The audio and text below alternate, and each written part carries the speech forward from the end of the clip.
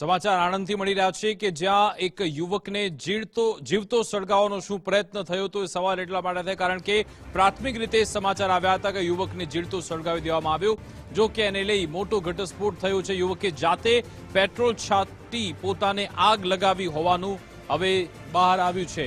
અમાઉ ગામના યુવકે ઝઘડા બાદ પોતાને જ આગ લગાવી હતી તેવી અત્યારે વિગતો આપવામાં આવી છે।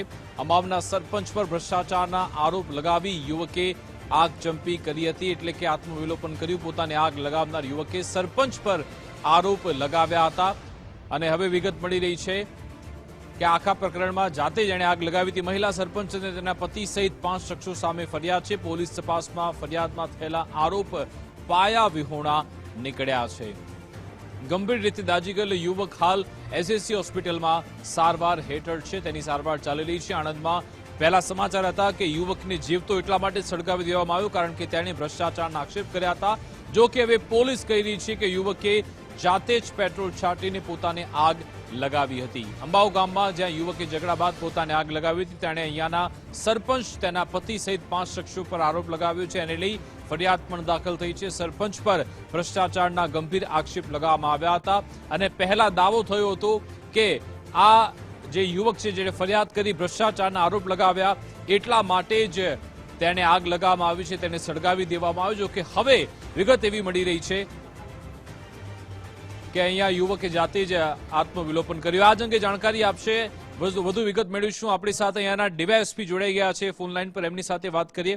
સાહેબ, આપનું ગુજરાત ફર્સ્ટમાં સ્વાગત છે। આ વિગતે જોશો કે આખરે આમાં શું થયું છે, અત્યાર સુધીની તપાસમાં શું બહાર આવ્યું, આપને કઈ વિગત મળી? હાલમાં વિગત એવી છે કે આજે અંબાવ ગામ છે ત્યાં જે ફરિયાદી છે એમને જે તે બાબતે સરપંચ શ્રી ત્યાં ગામના છે એમના બાબતે કંઈક બાબતો રજૂઆત કરી હતી અને એના અનુસંધાને કંઈક જે તે બનાવના દિવસે કંઈક બોલાચાલી થયા હતા સરપંચના જે પુત્ર ને એમની સાથે, અને ત્યારબાદનો આ એક એમનો બર્નિંગનો બનાવ બનેલ છે। જે ચોક્કસ હકીકત જાણીને આગળ તપાસ હાલ ચાલુ છે કે ચોક્કસ બનાવ કઈ રીતના શું બનેલ છે। અમુક અલગ અલગ વિગતો ધ્યાને આવી રહી છે અને પોલીસ તમામ બાજુના પાસાઓ ચેક કરીને પછી આગળ વધી રહી છે। અચ્છા, કાર સાહેબે જણાવશો કે આપણને કેવી રીતે ખબર પડી કે યુવકે જાતે જ આગ લગાવી હતી? શું કોઈના નિવેદન એવા આવ્યા છે? એ પોલીસને કેવી રીતે ખ્યાલ આવ્યો કે યુવકે જાતે પોતાની જાતને સળગાવી? જો વાતોવાતથી આ વાત આવી રહી છે એટલે પોલીસ તપાસમાં જે કંઈ પણ ખુલશે એ આગળ વધુ તપાસમાં જાણવા મળશે। બિલકુલ, આભાર સાહેબ અમારી સાથે જોડા બદલ, વાતચીત કરવા બદલ। તો આ બાબતે વધુ તપાસ કરવામાં આવશે, પરંતુ હજુ પણ આ કિસ્સામાં તપાસ ચાલી રહી છે। યુવકની અત્યારે હોસ્પિટલમાં સારવાર ચાલી રહી છે।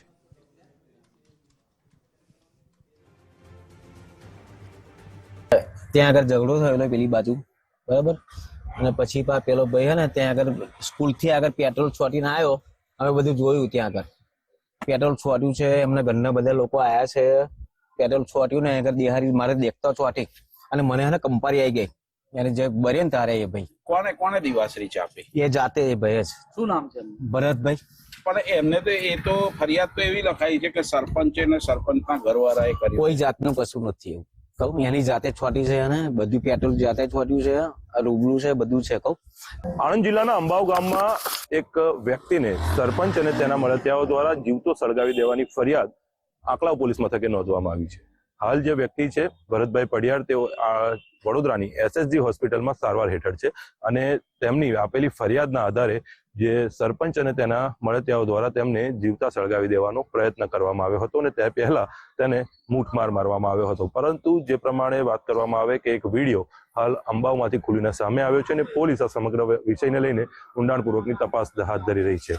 જે ચશ્મદીદના જણાવ્યા પ્રમાણે જે પ્રમાણેની પરિસ્થિતિ હતી ત્યારે ભરતભાઈ પોતે જ ક્યાંકથી જ્વલનશીલ પદાર્થ પોતાના શરીર પર છાંટી અને અહીંયા આવે છે ને આગ જાતે જ લગાવી હોવાનું તે જણાવી રહ્યા છે। હવે જોવું રહ્યું કે પોલીસની તપાસમાં આ સમગ્ર વિષયમાં કયા પ્રકારેના તથ્યો ખુલીને સામે આવે છે। જો આ વિડીયો સાચો હોય તો જે પ્રમાણેની પરિસ્થિતિ છે તેમાં જે આક્ષેપ કરવામાં આવ્યા છે તે ક્યાંક ને ક્યાંક ખોટા સાબિત થશે અને ભરત પડિયાર કે જેઓ સતત જે ગ્રામ પંચાયતમાં થયેલ ભ્રષ્ટાચાર અને ગેરરીતિને લઈને અવાજ ઉઠાવતા આવ્યા હતા અને સતત રજૂઆતો કરતા હતા, તેને લઈને પણ અન્ય ઊંડાણપૂર્વકની તપાસ હાથ ધરવામાં આવશે તો વાસ્તવિક ચિત્ર ખુલીને વધુ સ્પષ્ટપણે સામે આવી શકશે।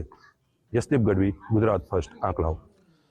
તો આ અંગે વિસ્તૃત જાણકારી મેળવીશું. અમારી સાથે યશદીપ ગઢવી લાઈવ જોડાઈ ગયા છે. યશદીપ, શરૂઆતથી અંત સુધી આખો આ મામલો સમજાવો, કારણ કે પહેલા એવી વાત આવી કે યુવક પર એને જાતે લોકોએ સળગાવી દીધો, જો કે હવે અલગ થિયરી આવી રહી છે. ચોક્કસથી વિકાસ, જે પ્રમાણે આ જે ઘટના છે તે આંકલાવ તાલુકાના અંબાવ ગામની છે, જ્યાં એક વ્યક્તિ દાઝી ગયેલી હાલતમાં વડોદરાની SSG હોસ્પિટલમાં ખસેડવામાં આવે છે.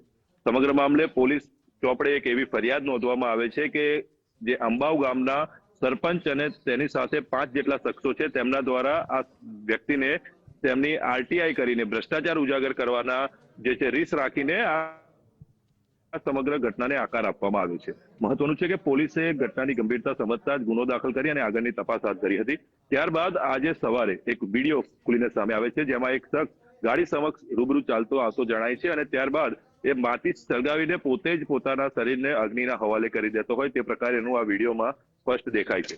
પોલીસ તપાસમાં ખુલ્યું છે કે આ જે વિડીયો છે તે અંબાવ ગામના હોવા સાથે અત્યારે તપાસ ચાલી રહી છે અને ત્યારબાદ જે છે પોલીસે એક પ્રેસ નોટ પણ જાહેર કરી છે, જેમાં હકીકત જણાવતા એવું બતાવવામાં આવ્યું છે કે આ જે ઘટના છે જે 3 તારીખે સાંજના 5:30 આસપાસ બનેલી છે, અંબાવ ગામના જે બજાર વચ્ચે બનેલી ઘટના છે, તેમાં જે પ્રકારેના આક્ષેપ ગામના સરપંચ અને તેની સાથેના 5 જેટલા શખ્સો પર કરવામાં આવ્યા હતા, તે ક્યાંક ને ક્યાંક જે છે હકીકતથી એકદમ અલગ હોય તે પ્રકારેનું પોલીસે જણાવ્યું છે. હાલ પોલીસે સમગ્ર મામલે જે સ્થળ પર જે લોકો શાહિદ હતા, જે લોકો રૂબરૂ સ્થળ પર આ ઘટના બનેલી જોઈ છે, તે લોકોના પણ નિવેદન લીધા છે. બીજી તરફે જે વિડીયો વાયરલ થયો છે તે વિડીયોને લઈને હાલ પોલીસ ઊંડાણપૂર્વકની તપાસ કરી રહી છે. કોના દ્વારા આ વિડીયો ઉતારવામાં આવ્યો હતો અને સ્થળ પરની સ્થિતિ શું હતી તે બાબતે પણ પોલીસ દ્વારા તપાસ કરવામાં આવી રહી છે.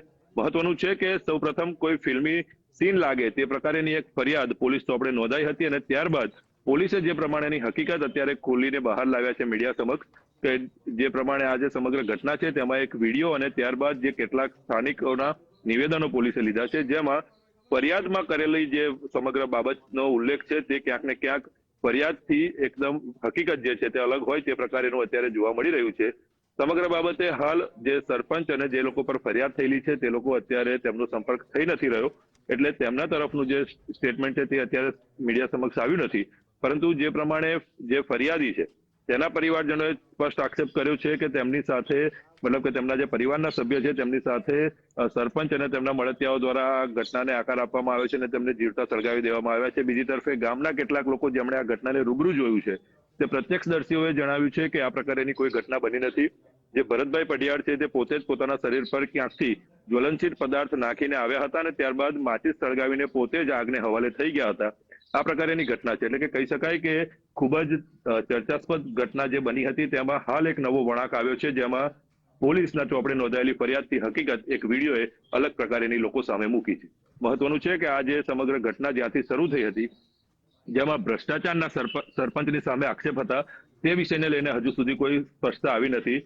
વિકાસ કમિશનર સુધી અને જિલ્લા વિકાસ અધિકારી, તાલુકા વિકાસ અધિકારી અને સ્થાનિક નેતાઓ સુધી ભરત પઢિયારે જે છે અરજીઓ કરી હતી, જે સમગ્ર બાબતે ભ્રષ્ટાચાર થયો હોવાનો અને ગામમાં કેટલાક વિસ્તારોમાં જે કામગીરી કરવામાં આવી છે સરપંચ દ્વારા તેમાં કટકી અને ખાયકીની પણ જે છે આક્ષેપ કરવામાં આવ્યા હતા. તે દિશામાં હવે શું તપાસ થાય છે અને આ જે ઘટના છે જેને રિલેટ કરવામાં આવી રહી છે તે સમગ્ર માહિતી બાબતે અને જે અરજીઓ કરવામાં આવી છે તેનું રીસ રાખીને તેની સાથે આ ઘટનાને આકાર આપવામાં આવ્યો છે. હવે તેની કોઈ જે છે એની તરફ પણ પોલીસ હવે તપાસ હાથ ધરી રહી છે, પરંતુ જે પ્રમાણેની ફરિયાદ 3જી તારીખે નોંધાઈ હતી પોલીસ ચોપડે, તેનાથી એક વિડીયોના મારફતે આ હકીકત આખી અલગ હોવાનું સ્પષ્ટ ખુલીને પોલીસના સામે આવી ચૂક્યું છે. જી